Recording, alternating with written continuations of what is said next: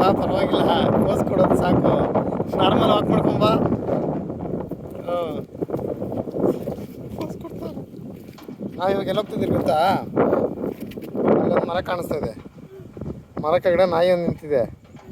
ಆ ನಾಯಿನ ಅಲ್ಲಿಂದ ಓಡಿಸಿ ಪಕ್ಕದಲ್ಲಿ ಎಡ್ಕಲ್ಲಿ ಇಟ್ಬಿಟ್ಟು ಕುತ್ಕೊಂಡು ಹರಟೆ ಹೊಡೆಯೋಣ. ಬಾ ಇವಾಗ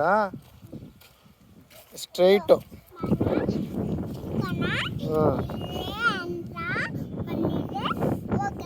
ಹೌದು. ಇವಾಗ ನನ್ನ ಕೈ ಹಿಡ್ಕೊ.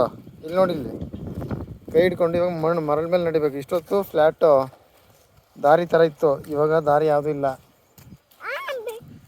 ಬೀಳಲ್ಲ, ಅದಕ್ಕೆ ಕೈ ಇಟ್ಕೊಂಡಿದ್ದೀನಿ ಹಿಂಗೆ. ನೀನು ನಡ್ಕೊಂಬರ್ಬೇಕು. ಕೈ ಬಿಡ್ಲಾ?